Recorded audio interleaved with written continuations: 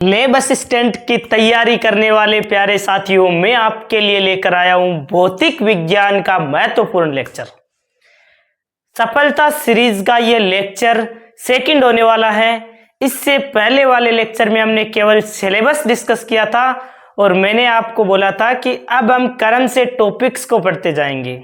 हर एक एक चैप्टर को थ्योरी भी क्लियर करेंगे, उनके न्यूमेरिकल भी डिस्कस करेंगे, एमसीक्यू टाइप्स के भी क्वेश्चन प्रैक्टिस करेंगे। जो हमारे सिलेबस में दे रखे हैं सब टॉपिक्स, उन पर ज्यादा जोर देंगे। बाकी बेसिक को भी हम क्लियर करेंगे। आपको इस चैनल को पूरा सपोर्ट करना है और हर एक विद्यार्थी के पास ये क्लास को पहुंचाइए। आपको शाम को 8 बजे ये क्लास मिलने वाली है, तो आप जरूर इसे मंडे से फ्राइडे तक देखें। इस क्लास में आज हम स्टार्ट कर रहे हैं, जो 12th का जो पोर्शन है उससे स्टार्ट करते हैं। इलेक्ट्रोस्टैटिक स्थिर विद्युत की। तो स्थिर विद्युत की जो यूनिट है, इसमें हमारे जैसे कूलाम का नियम दे रखा है, सब टॉपिक भी दे रखे हैं। तो उनको समझने के लिए हमें सबसे पहले उसका बेसिक आना चाहिए। तो हम बेसिक को क्लियर करते हैं। सबसे पहले स्थिर विद्युत की का मतलब क्या है? स्थिर का मतलब क्या है? स्थिर का मतलब है अगतिशील। स्थिर का मतलब क्या होता है? अगतिशील। और विद्युत्की का मतलब क्या होता है? विद्युत्की का मतलब होता है आवेश। यानी कहने का मतलब है इस यूनिट में हम अगतिशील आवेशों का अध्ययन करेंगे। आसान भाषा में स्थिर आवेशों का अध्ययन करेंगे। अब आवेश क्या होता है वो भी आपको पता होना चाहिए। तो आवेश को पढ़ते हैं कि आवेश होता क्या है। आवेश क्या होता है? आवेश, सबसे पहले इसकी जो आवेश की परिभाषा है वो आप समझिए। आवेश किसी वस्तु का वह गुण जो विद्युत अथवा चुंबकीय क्षेत्र उत्पन्न करे अथवा उससे प्रभावित होता है, उसे ही आवेश कहते हैं। यानी कि आवेश किसी वस्तु का वह गुण होता है। गुण का मतलब है कि ये कोई चीज नहीं होती है जिसे आप स्पर्श कर सकते हो, ऐसा नहीं है। आवेश तो गुणधर्म होता है, एक गुण होता है किसी वस्तु का जो विद्युत अथवा चुंबकीय क्षेत्र उत्पन्न कर देता है या उससे प्रभावित हो जाता है। अब आवेश में क्या होता है? यह आवेश दो प्रकार का होता है। आवेश कितने प्रकार का होता है? तो ये जो आवेश है ये दो प्रकार का होता है। एक होता है धनावेश, एक होता है धनावेश और एक होता है ऋणावेश। कोई भी वस्तु धनावेशित कब होती है? कोई भी वस्तु धनावेशित कब होती है? जब कोई वस्तु इलेक्ट्रॉनों को त्याग करती है ना, तब वो वस्तु धनावेशित होती है। और जो वस्तु इलेक्ट्रॉनों का ग्रहण करती है वो वस्तु कैसी हो जाती है? वो वस्तु हो जाती है ऋणावेशित। यानी कि धनावेशित होती है जब कोई वस्तु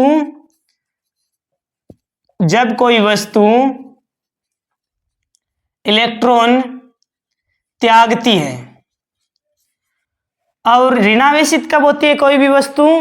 जब वस्तु इलेक्ट्रॉन ग्रहण करती है। जब वस्तु इलेक्ट्रॉन ग्रहण करती है, कोई वस्तु इलेक्ट्रॉन ग्रहण करती है तब तो वो ऋणावेशित हो जाती है। जब कोई वस्तु इलेक्ट्रॉन त्यागती है तो वो हो जाती है धनावेशित। अब ध्यान देना, धनावेशित में हम जैसे प्रोटॉन की बात करते हैं। प्रोटॉन कैसा होता है? धनावेशित कण होता है प्रोटॉन। और ऋणावेश में हम बात करते हैं इलेक्ट्रॉन की। किसकी बात करते हैं? ऋणावेश में हम बात करते हैं इलेक्ट्रॉन की। इलेक्ट्रॉन।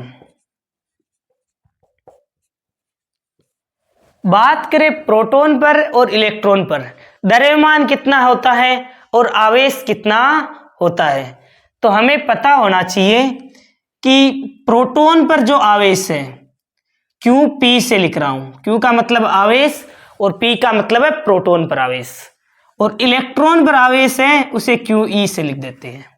कितना कितना होता है आपको ध्यान में रखना है। प्रोटॉन पर आवेश होता है 1.6 × 10⁻⁻⁻⁹।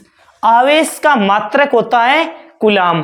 हम हर एक मात्रक को डिस्कस करेंगे, छोटा मात्रक, बड़ा मात्रक, सीजीएस मात्रक, एसआई मात्रक। डरने की आवश्यकता नहीं है।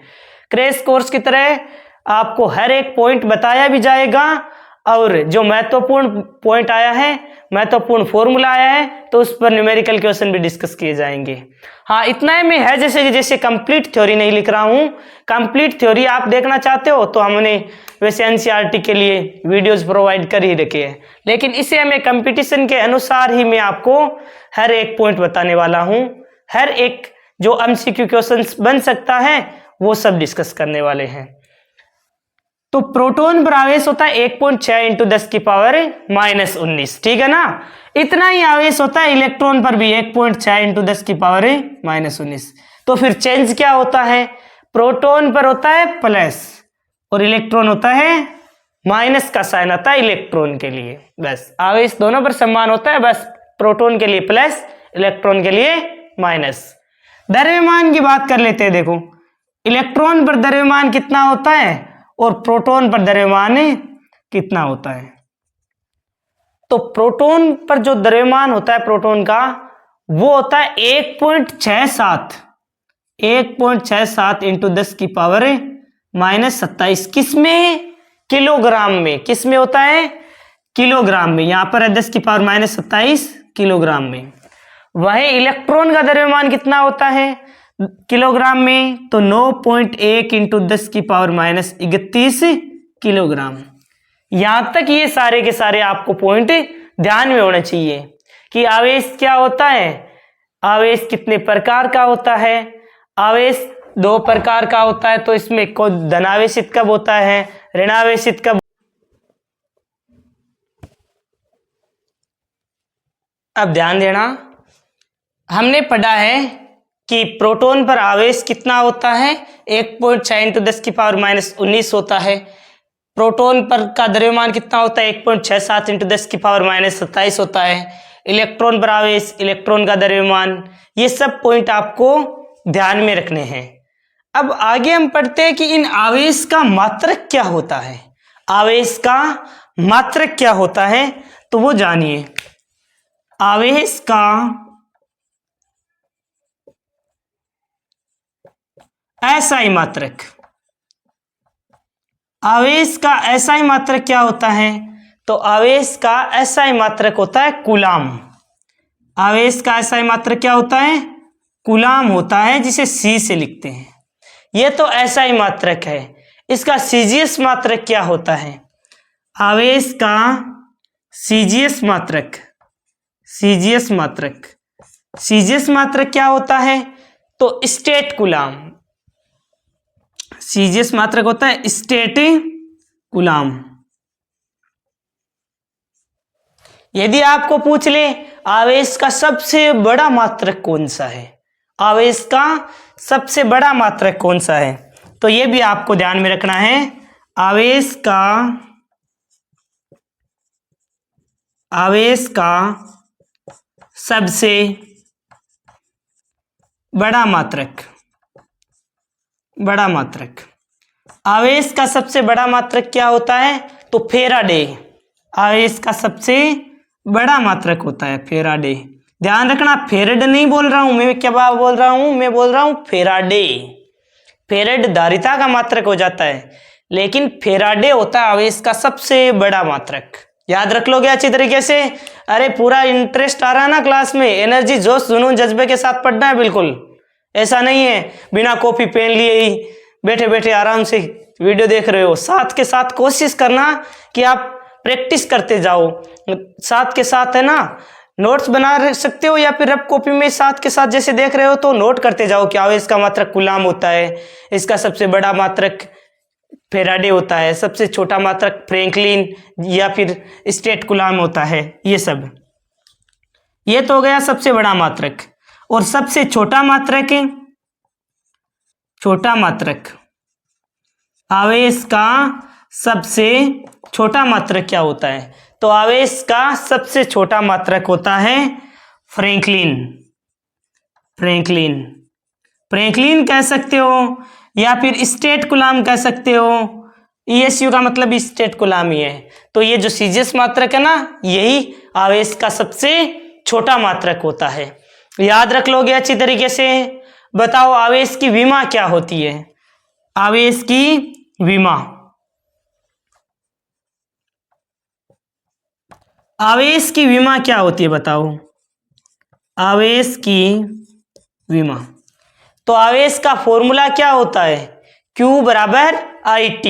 अरे पढ़ा है ना, आवेश प्रवाह की दर को विद्युत धारा कहते हैं। ये तो पढ़ा ही है, 10th क्लास में पढ़ा है ना, कैसे नहीं पढ़ा? आवेश प्रवाह की दर को विद्युत धारा कहते हैं। हमें आवेश निकालना है, आवेश के लिए Q बराबर IT। Q बराबर IT। I क्या है? विद्युत धारा। विद्युत धारा को एम्पियर में मापते हैं तो A लिख दिया, कोई प्रॉब्लम नहीं। समय के लिए हम विमा निकालते हैं तो T लिख दे, तो A1 T1 विमा हो जाएगी इसकी। क्या हो जाएगी? A1 T1, ये इसकी विमा हो जाएगी। अब आप मेरे को बताओ आवेश है वो कैसी राशि है? आवेश सदिश राशि है या अदिश राशि है?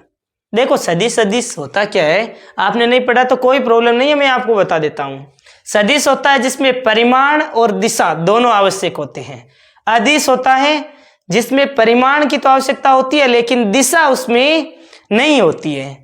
तो यहां पर आपको नोट करना है कि आवेश कैसी राशि है, तो आवेश एक अदिश राशि होती है। आवेश एक अदिश राशि, अदिश राशि होती है। आवेश कैसी राशि होती है? तो आवेश एक अदिश राशि होती है। क्लियर हुआ क्या यहां तक? बिल्कुल अच्छी तरीके से सब कुछ समझ में आ रहा हो ना? तो वीडियो को लाइक और चैनल को सब्सक्राइब करना, अपने दोस्तों में शेयर करना, इस क्लास को सब जगह फैलाना आपकी जिम्मेदारी है। ये आपकी रेस्पॉन्सिबिलिटी है कि आप इस क्लास को ज़्यादा से ज़्यादा स्टूडेंट में फैलाएं, क्योंकि अभी हमारा चैनल है वो छोटा है, इसे आपको ही इस फैमिली को बड़ा करना है, ठीक है ना? अब देखिए आगे बढ़ते हैं। समान आवेशों में क्या होता है? प्रतिकर्षण। और असमान आवेश में क्या होता है? आकर्षण। तो ये पॉइंट भी आपको ध्यान में रखना, मैं पॉइंट के अनुसार पढ़ा रहा हूं ताकि आपको ये क्वेश्चन है ना वो क्लियर हो जाए। ऐसा नहीं है सारी की सारी थ्योरी लिखेंगे तो आप बहुत ही तेज गति से रिवीजन नहीं कर पाओगे, ठीक है ना? इसीलिए हम बेसिक भी कवर कर लेंगे और जो जो फॉर्मूले जो जो क्वेश्चंस हैं वो भी साथ के साथ क्लियर हो जाएंगे। तो क्लियर हो रहा है ना सबको? कहीं पर भी प्रॉब्लम हो ना तो कमेंट बॉक्स में मेरे को बता देना कि आप सर थोड़ा सा तेज पढ़ाइए या फिर थोड़ा धीमा पढ़ाइए। कमेंट बॉक्स में लिखोगे ना तब मेरे को पता चल जाएगा कि हाँ स्टूडेंट को यहाँ पर प्रॉब्लम आ रही है। बाकी क्लियर है तो डन कर दिया करो, यस सर सब कुछ क्लियर है, अच्छे से चलती रहने दो क्लास को। सीरीज ये सब जो हमने सफलता सीरीज स्टार्ट की है ना, इस सफलता सीरीज का आपको पूरा बेनिफिट मिलना चाहिए। अब आगे आपको ध्यान में रखना है कि समान आवेश, समान आवेश आवेशों में प्रतिकर्षण होता है। क्या होता है? प्रतिकर्षण। प्रतिकर्षण होता है, होता है। वहीं विपरीत आवेशों में क्या होता है? तो विपरीत आवेशों में समान आवेश कहने का मतलब क्या है? समान आवेश का मतलब है जैसे पॉजिटिव पॉजिटिव, विपरीत आवेश का मतलब क्या है? Positive negative. अभी लिख देंगे। विपरीत आवेशों में आकर्षण होता है। ये क्लियर है सबको कि समान आवेश में प्रतिकर्षण। समान आवेश कैसे? जैसे पॉजिटिव पॉजिटिव चार्ज के निकट लेकर आओगे तो क्या होगा? समान आवेश हो गया, इसका मतलब इनमें क्या होगा? प्रतिकर्षण। इसी प्रकार नेगेटिव नेगेटिव में भी क्या होगा? तो नेगेटिव नेगेटिव में भी क्या होने वाला है? प्रतिकर्षण होने वाला है। वहीं यदि हम पॉजिटिव नेगेटिव की बात करें, जैसे एक पॉजिटिव चार्ज है एक नेगेटिव चार्ज है, तो इनमें क्या होगा? इनमें होगा आकर्षण। पॉजिटिव नेगेटिव चार्ज में क्या होगा? आकर्षण। क्यों? क्योंकि विपरीत आवेश हो गए, और ये तो समान आवेश है, पॉजिटिव पॉजिटिव नेगेटिव नेगेटिव, तो इनमें क्या होता है? प्रतिकर्षण होता है। क्या आपको बेसिक अच्छी तरीके से क्लियर हुआ? यदि क्लियर है तो हम आगे बढ़ते हैं। देखो, इससे आगे डिस्कस करते हैं कि आवेश है उनके जैसे गुणधर्म क्या क्या है, आवेशों के गुणधर्म क्या है। एक तो ऐसा है कि आवेश उत्पन्न होते कैसे हैं, तो मैं आपको एक बार शॉर्ट में बता देता हूं कि आवेश को आप उत्पन्न कैसे कर सकते हो, फिर हम आवेश के गुणधर्म पढ़ लेंगे। 2-3 पॉइंट है, एक बार मैं बता देता हूं। आवेश को आप 2-3 प्रकार से उत्पन्न कर सकते हो। कैसे उत्पन्न कर सकते हैं, तो यहां पर समझते हैं।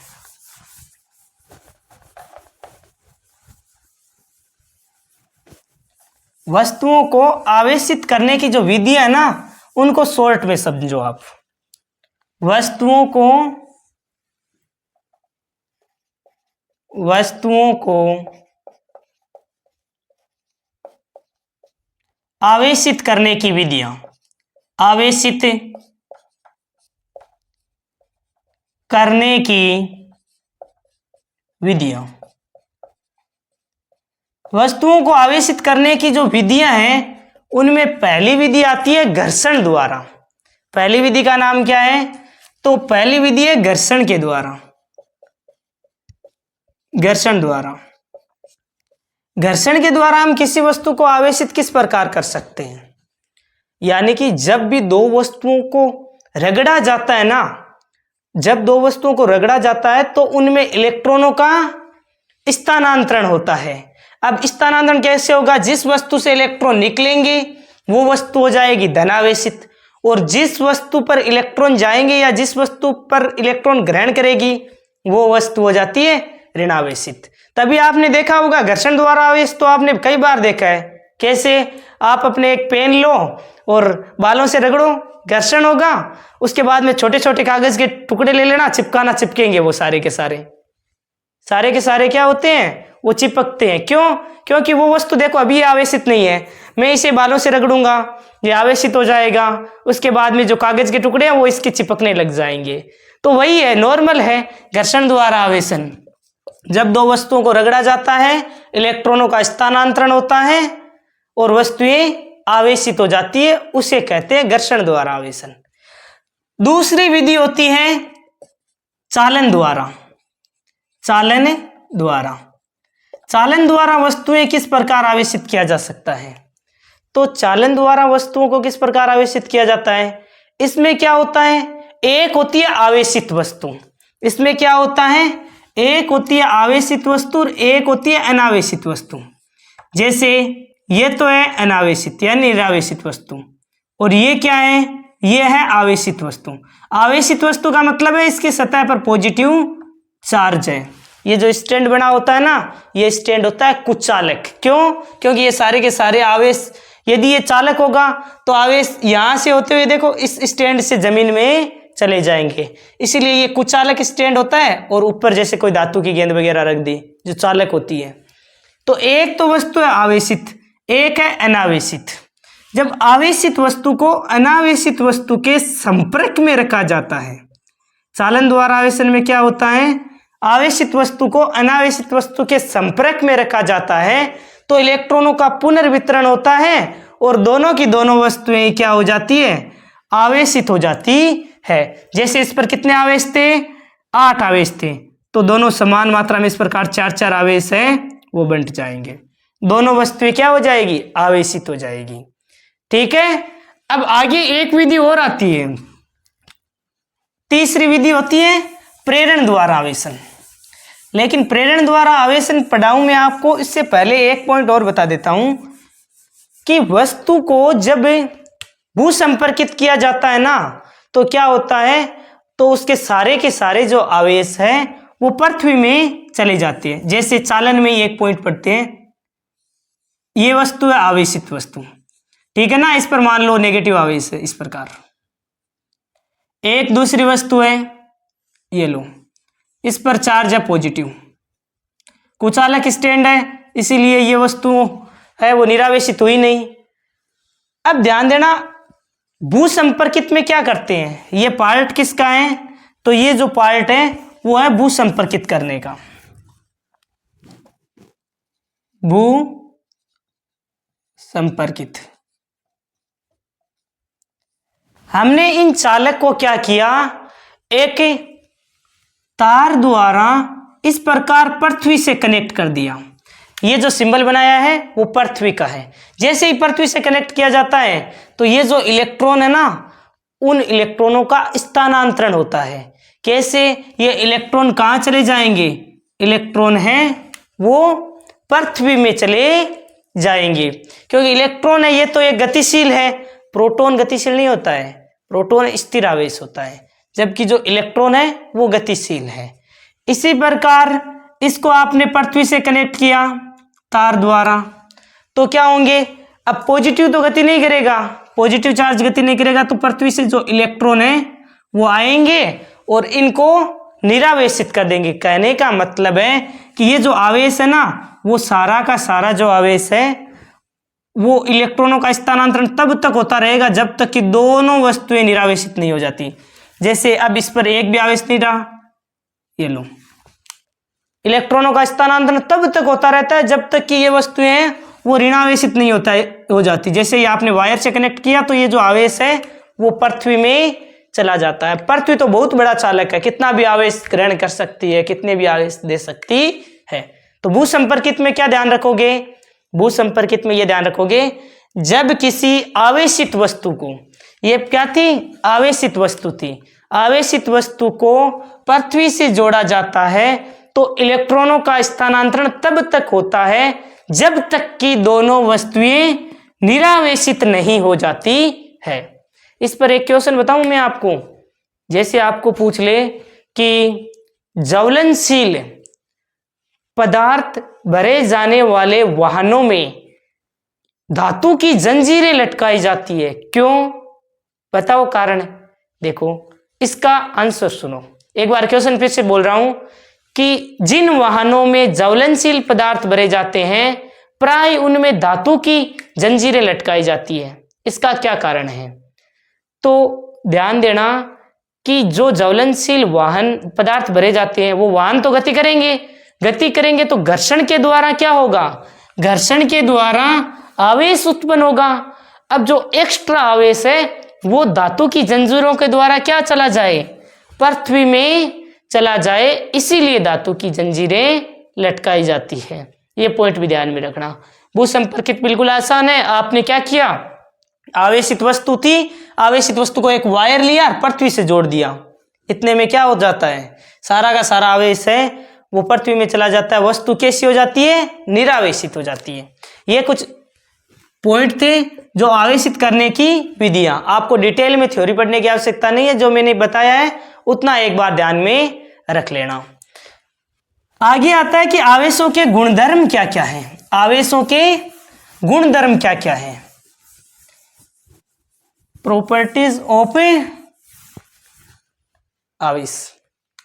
तो आवेश के गुणधर्म क्या है, जो प्रॉपर्टीज ऑफ चार्ज है वो क्या है। तो आवेशों के गुणधर्म, आवेश के गुणधर्म, आवेश के क्या क्या गुणधर्म है। तो पहला है योज्यता का नियम, योज्यता का नियम। अब ये नियम रटने की आवश्यकता नहीं है, क्योंकि आपको थ्योरी तो लिखनी है नहीं, आपको तो समझना है। उसी प्रकार मैं आपको समझा रहा हूं। वैसे डिटेल में हम बोर्ड एग्जाम में पढ़ते हैं तब हमें डिटेल के अंदर सब कुछ पॉइंट लिखना होता है। अब तो आपको समझना है कि योज्यता का नियम होता क्या है। तो किसी वस्तु पर नेट अथवा कुल आवेश उसमें उपस्थित आवेशों के बीजगणितीय योग के बराबर होता है। कहने का मतलब है जैसे ये आवेश वस्तु है, इस प्रकार इस वस्तु में आवेश है -2 कूलाम, +5 कूलाम, +3 कूलाम और -2 कूलाम। पूछ ले इस पर नेट आवेश ज्ञात करो। तो योज्यता का नियम क्या कहता है, इस वस्तु में जितने भी आवेश हैं उन सब का सीधा सीधा योग कर दो, यानी कि सिग्मा क्यू क्या आ जाएगा, सिग्मा क्यू आ जाएगा। क्यू नेट निकालना है तो सिग्मा क्यू कर दो, इन सब का योग कर दो, Q1 plus Q2 plus Q3 plus Q4 है, 4 आवेश है तो 4 का योग कर दो। 5 प्लस 3 -2 5 3 8 -4 4 कूलाम आ जाएंगे, यानी कि इस पर नेट आवेश कितना आ जाएगा, इस वस्तु पर 4 कूलाम। यानी किसी वस्तु पर नेट अथवा कुल आवेश उसमें उपस्थित सभी आवेशों के बीजगणितीय योग के बराबर होता है। क्लियर है। इसी प्रकार एक दूसरा नियम भी है आवेशों के गुणधर्म में। दूसरा नियम क्या है, तो दूसरा नियम आप ध्यान देना, वस्तु की गति से स्वतंत्रता। दूसरा नियम क्या है, वस्तु की गति से स्वतंत्रता। गति से स्वतंत्रता का मतलब क्या है कि चाहे वस्तु विराम में हो या गतिशील, उस पर आवेश समान रहता है। जैसे इस पर अभी 2 कूलाम आवेश है, आपने कितनी भी स्पीड से इसे फेंका हो, यदि ये गति करेगा ना फिर भी उस पर 2 कूलाम आवेश ही रहने वाला है। यानी कि Q विराम बराबर Q गतिशील। चाहे वस्तु विराम में हो या गतिशील, उस पर आवेश क्या रहता है, समान रहता है। यह आवेश का तीसरा गुणधर्म हो गया। इसी प्रकार एक चौथी प्रॉपर्टी और समझनी है आपको आवेश की, तीसरी, आवेश संरक्षण का नियम। क्या सीखना आपको, आवेश संरक्षण का नियम। आवेश संरक्षण का नियम। आवेश संरक्षण का नियम क्या होता है, तो आवेश का निर्माण अथवा विनाश संभव नहीं है, इसे आप केवल एक वस्तु से दूसरी वस्तु में स्थानांतरित कर सकते हो। इसे ही हम कहते हैं आवेश संरक्षण का नियम, कि आवेश का निर्माण अथवा विनाश संभव नहीं है, इसे एक वस्तु से दूसरी वस्तु में स्थानांतरित किया जा सकता है। अब इसका जो चौथा गुणधर्म है वो सबसे महत्वपूर्ण है। ये तो मैंने आपको इसीलिए बताए हैं ताकि आपको सारे के सारे जो गुणधर्म है वो पता हो कि आवेश कैसे उत्पन्न हो सकता है, क्या क्या इनके गुणधर्म हैं। इनमें जो चौथी प्रॉपर्टी है कि आवेशों का क्वांटीकरण नियम। आवेशों का क्वांटीकरण नियम। अरे जो मैं लिख रहा हूं वो समझ तो आ रहा है ना, थोड़ा सा मैं स्पीड से लिखता हूं तो फिर मेरी राइटिंग है उतनी अच्छे से नहीं लिख पा रहा हूं। आराम से धीरे धीरे मैं लिखूंगा तो अच्छे से लिख दूंगा, लेकिन उसमें आपका समय ज्यादा वेस्ट हो जाएगा। इसीलिए यदि यहाँ पर जो लिख रहा हूं वो समझ में नहीं आए ना तो मेरे को कमेंट बॉक्स में लिख देना, सर राइटिंग सुधारो अपनी, ठीक है ना। देखो, आवेशों का क्वांटीकरण नियम। कम समय में हम कुछ ज्यादा कंटेंट पढ़े, हर एक पॉइंट भी क्लियर हो जाए और हमारा क्वेश्चन भी नहीं रहे, पूरी की पूरी आपको बुक भी नहीं पढ़नी पड़े। जैसे अब हर एक एक नियम पढ़ने लग जाओगे, पूरी थ्योरी पढ़ोगे, तब भी आपको प्रॉब्लम्स होगी। तो बिल्कुल भी प्रॉब्लम नहीं होगी यदि आप डायरेक्ट में जैसे पढ़ा रहा हूं वैसे पढ़ोगे तो सब कुछ क्लियर हो जाएगा, अच्छी तरीके से चैप्टर कंप्लीट हो जाएगा। आवेशों का क्वांटीकरण नियम होता है क्या है, तो जब किसी वस्तु में आवेशों का स्थानांतरण होता है तो वह 1.6 × 10⁻⁻19 का पूर्ण गुणज होता है। यह थोड़ा इंपॉर्टेंट है इसीलिए मैं इसकी थ्योरी लिख देता हूं। जब किसी वस्तु में आवेशों का स्थानांतरण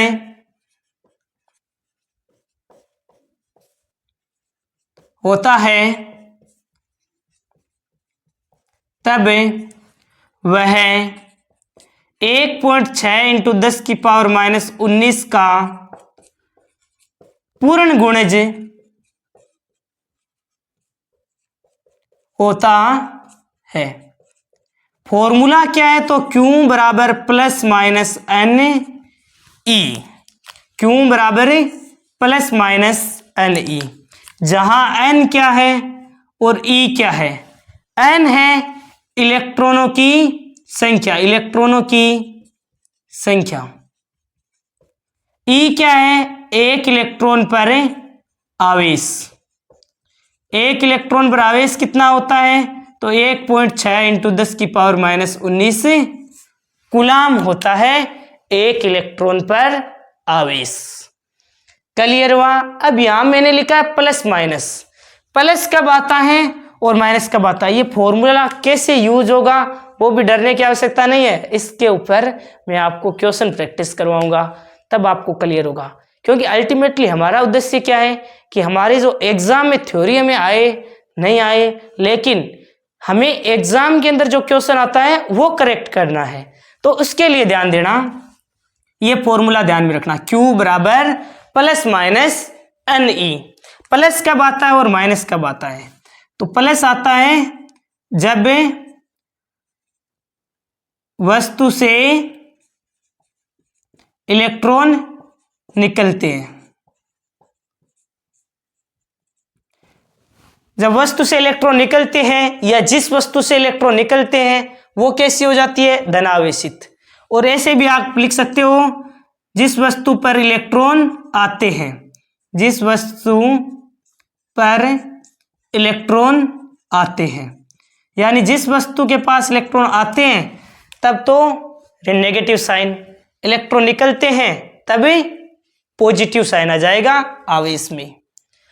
अब ध्यान देना, आवेश का क्वांटीकरण नियम था क्या कि जब भी इलेक्ट्रॉनों का स्थानांतरण होगा ना तो वो 1.6 इंटू 10 की पावर -19 का पूर्ण गुणज होगा। पूर्ण गुणज कहने का मतलब है कि ये जो आवेश है वो या तो जैसे मल्टीपल में हो सकता है, ऐसा नहीं हो सकता कि 1/2.5 इलेक्ट्रॉनों का स्थानांतरण संभव है क्या, तो ऐसा नहीं है।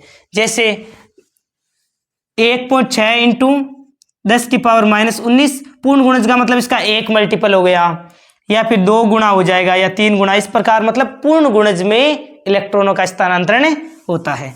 अब यहां पर मैं आपको ना एक क्वेश्चन करवाता हूं, पहले तो इस क्वेश्चन का आंसर दूं।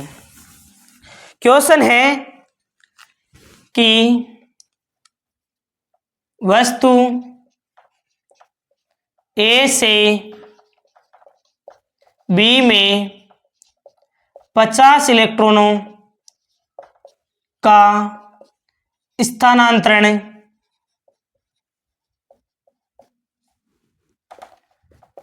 होता है, तब ए व बी पर आवेश ज्ञात कीजिए। आवेश ज्ञात करें।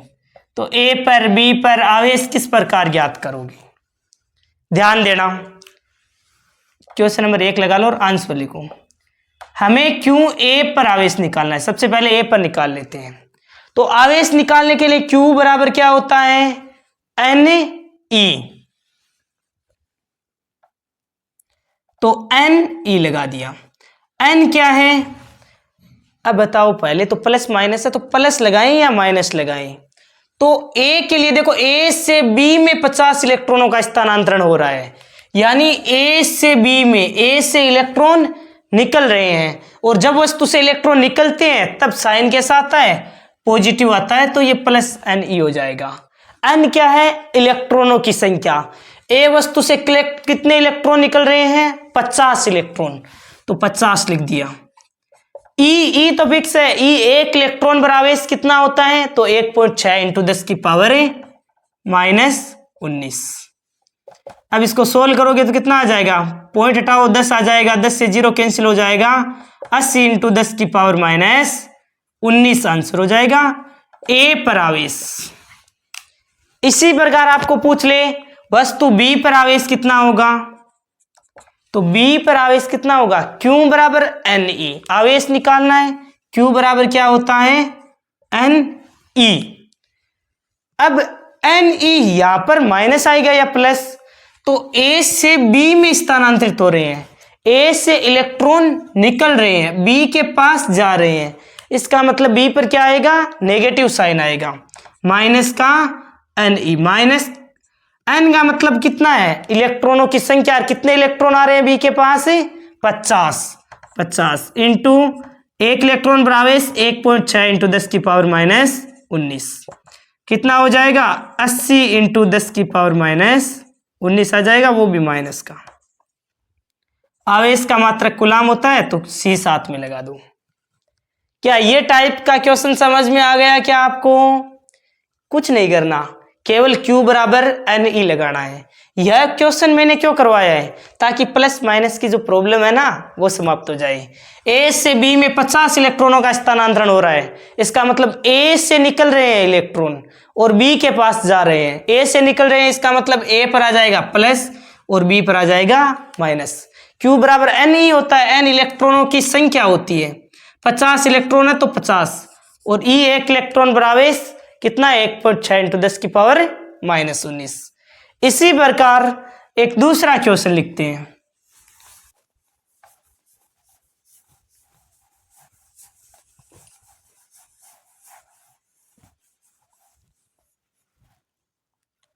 क्वेश्चन नंबर 2 है कि एक कूलाम आवेश पर इलेक्ट्रॉनों की संख्या ज्ञात करो। एक कूलाम आवेश के लिए इलेक्ट्रॉनों की संख्या ज्ञात करें। क्वेश्चन किस प्रकार आ सकता है? यदि किसी वस्तु पर एक कूलाम आवेश है तो उसके संगत इलेक्ट्रॉनों की संख्या क्या होगी?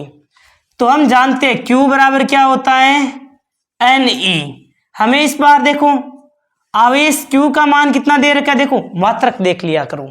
आवेश का मात्रक क्या होता है? कूलाम। तो यहां पर C लगा रखा है, इसका मतलब ये क्या है? आवेश। तो आवेश का मान 1 कूलाम। E 1.6 इंटू 10 की पावर -19 होता है एक इलेक्ट्रॉन पर आवेश।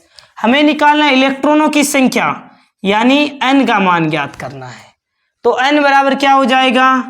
Q बटा E हो जाएगा। Q का मान कितना है? 1। E का मान 1.6 इंटू 10 की पावर -19। अब इसको सोल्व कर लो, एक कूलाम आवेश के संगत इलेक्ट्रॉनों की संख्या आ जाएगी। चलो सोल्व करते देखते हैं। 10 की पावर -19 था, ऊपर जाएगा 10 की पावर 19 आ जाएगा। अपोन में 1.6 था, पॉइंट हटा दो, ऊपर 10 से मल्टीप्लाई हो जाएगा, यानी कि 10 की पावर 20 बटा 16। और सोल्व करते हैं इसे। 10 की पावर 20 है ना, तो हम कर लेते हैं 100 को एक और रख देते हैं और 10 की पावर 18 बटा 16 कर देते हैं, ताकि 16 का भाग लग जाए। देखो 18 और 2 ये 20 हो गई ना पूरी पावर। अब 100 में 16 का भाग लगाओ, 16 छक्के 96, पॉइंट लगाओगे 40 आएगा, 16 दूना 32, 32 तो 8 रहेगा शेषफल, 0 उतारोगे तो 16 5 80, 6.25 इंटू 10 की पावर 18 इलेक्ट्रॉनों की संख्या आ जाएगी। तो आपको डायरेक्ट भी याद रखना है, एक कूलाम आवेश में इलेक्ट्रॉनों की संख्या होती है 6.25 इंटू 10 की पावर 18। कई बार डायरेक्ट भी ऑप्शन में दे रखा होता है कि एक कूलाम आवेश में इलेक्ट्रॉनों की संख्या क्या होती है, तो याद रखना 6.25 इंटू 10 की पावर 18। ये क्वेश्चन नंबर 2 समझ में आया आपको अच्छी तरीके से। अब ऑप्शन दे रखे होते हैं, अलग अलग ऑप्शन आप लिख सकते हो और टिक लगा सकते हो करेक्ट ऑप्शन के। अब यहां पर तीसरा क्वेश्चन मैं पूछता हूं। तीसरा क्वेश्चन है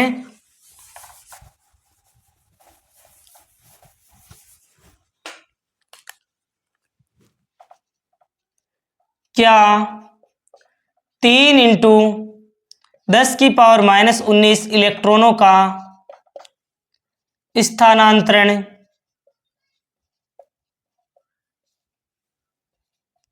संभव है क्या? या फिर क्या 3 इंटू 10 की पावर माइनस इलेक्ट्रॉनों का स्थानांतरण संभव है? तो आपको बताना है आंसर क्या होगा कि क्या हम 3 इंटू 10 की पावर -19 इलेक्ट्रॉनों का स्थानांतरण कर सकते हैं क्या? आप इससे पहले वाले पॉइंट को याद करो। मैंने कहा था कि एक वस्तु से दूसरी वस्तु में इलेक्ट्रॉनों का स्थानांतरण होता है तो वह 1.6 इंटू 10 की पावर -19 का पूर्ण गुणज होता है। क्या यह 1.6 इंटू 10 की पावर -19 का पूर्ण गुणज है क्या? अरे पूर्ण गुणज देखने में आपको प्रॉब्लम आए ना तो और भी आसान मेथड बता देता हूं। आप क्या करो, ऐसा क्वेश्चन आए ना कि एक वस्तु से दूसरी वस्तु में कितने भी, जैसे 3 × 10⁻19 आया है, यहां पर अलग संख्या भी हो सकती है, इतने इलेक्ट्रॉनों का स्थानांतरण संभव है क्या? तो आप डायरेक्ट क्या करो, भाग लगा दिया करो। किस में भाग लगाओगे? तो जैसे 3 × 10⁻19 है, इसमें भाग लगाना 1.6 × 10⁻19 का। यदि पूरा पूरा भाग चला जाए तब तो कह देना कि हाँ इन इलेक्ट्रॉनों का स्थानांतरण संभव है। यदि पूरा पूरा भाग नहीं जाए तब कह देना इन इलेक्ट्रॉनों का स्थानांतरण संभव नहीं है। कई सारे क्वेश्चन बनते हैं, देखो 10⁻19 से 19 कैंसिल हो जाएगा, 30/16 यानी 15/8। क्या पूरा पूरा भाग गया? क्या नहीं गया। इसका मतलब इस इलेक्ट्रॉनों का स्थानांतरण संभव नहीं है। क्लियर हुआ? ऐसे पूछ लेना इतने इलेक्ट्रॉनों का स्थानांतरण संभव है क्या? तो आप क्या करो, 1.6 × 10⁻19 का भाग लगा दो। यदि पूरा पूरा चला जाए तब तो कह देना हाँ स्थानांतरण संभव है, नहीं जाए तो साफ साफ कह देना स्थानांतरण संभव नहीं है। ऐसे ही इसी टाइप्स का एक क्वेश्चन और करवा देता हूं मैं आपको। क्वेश्चन नंबर 4, निम्न में से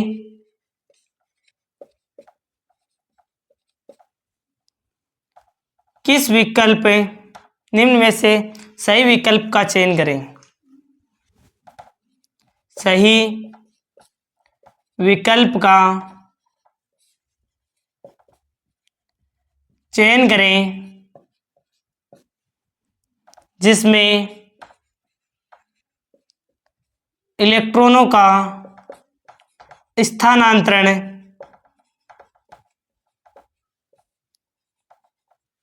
संभव नहीं है। तो उस विकल्प को चयन करना आपको जिसमें इलेक्ट्रॉनों का स्थानांतरण संभव नहीं है। तो देखो ए ऑप्शन भी मैं अच्छी तरीके से दूंगा, आप सोल्व करने का प्रयास करना। 3.2 × 10⁻19। बी ऑप्शन है 4.8 × 10⁻19। सी ऑप्शन है